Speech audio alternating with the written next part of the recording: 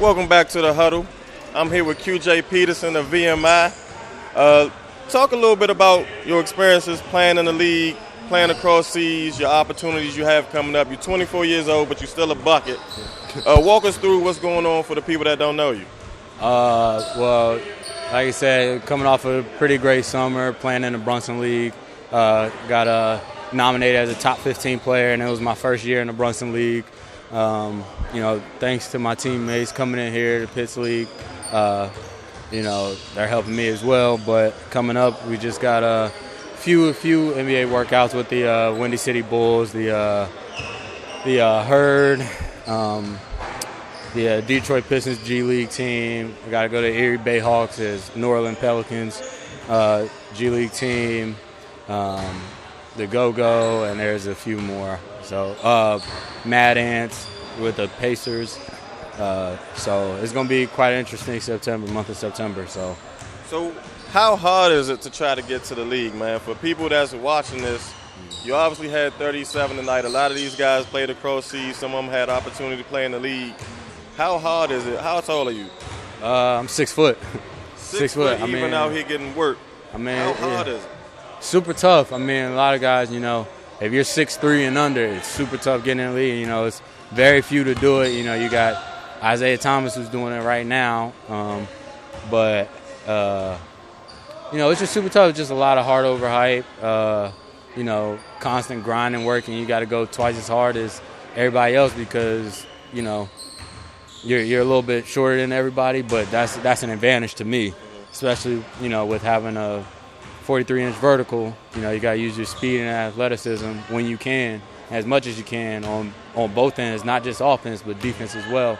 But it's definitely a super tough industry. Only 462, 3, whatever it is, guys, are in the league. So it's 1% of the world. Right. So it's less than 1% of the world. So it's super tough, and it's definitely a grind, but it's all about how you look at it, though. Just try to get better every single day, night in, night out. So what keeps you motivated, though? Not being there yet. Still trying to take care of my family.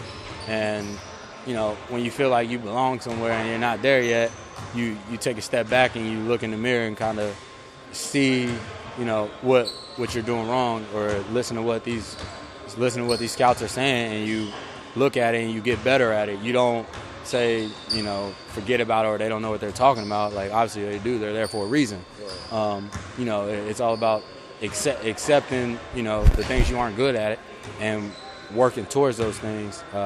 So really it's just, I'm only 24.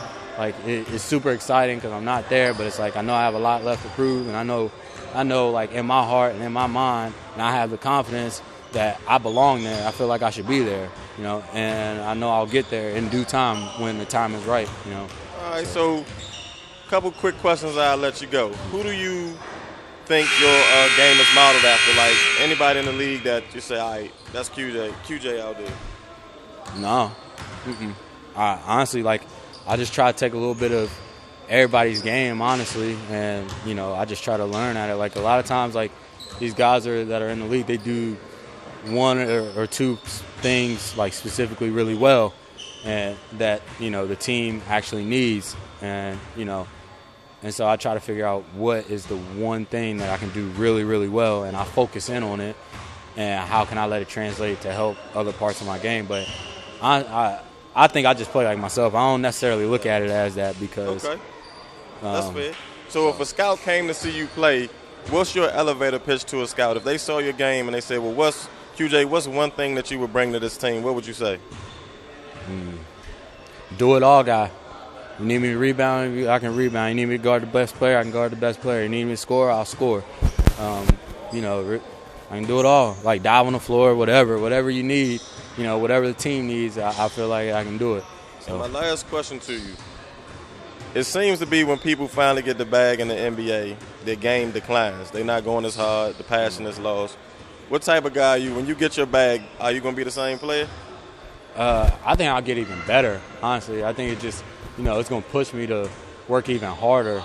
I know sometimes a lot of guys, they get there and they slack off, but, having unlimited gym access, 24/7, like, you can go in there anytime you want. You got people who will rebound for you. Like, I don't have that luxury. You know what I mean? Like I don't have the luxury of just going into any gym where I'm from. Like, it's tough enough getting into a gym in West Virginia, Hedgesville, West Virginia.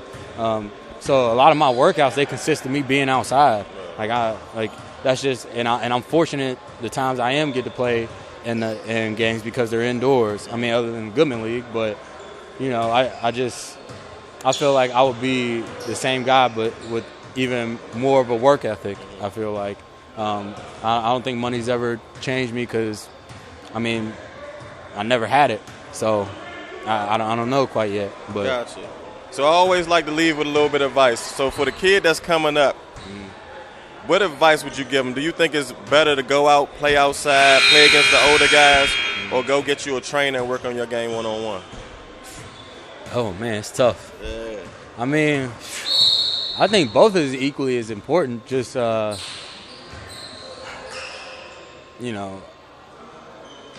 think playing with, older guys is very important because you can learn a lot and you'll get exposed. Like, when I was coming up, I was too little and I couldn't play well. That sucks. You get put on an island, you get posted, and go work on your game, go get stronger. You know what I mean?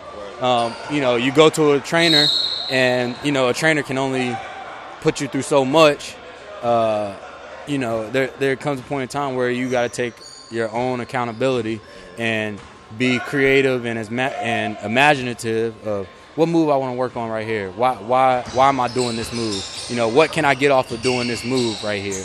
And so, like, in some of those shots that I was shooting, I practice all those shots outside. Like, and all I need is a little bit of space just because I know how fast my release is and I know how high I jump on my jump shot. So any little bit of space I get, I can get my shot off. But that just comes with the creativity part. So that way, when you get to the trainer, it's like you're just tuning it a little bit more. And then when it comes to playing bigger guys, you get to try some of those things. Right. So I think both are equally as important, but you should never heavily rely on just a trainer. So yeah. Well, y'all heard it here first, QJ Peterson. Good luck this season, man. Thank you, man. And welcome to the huddle.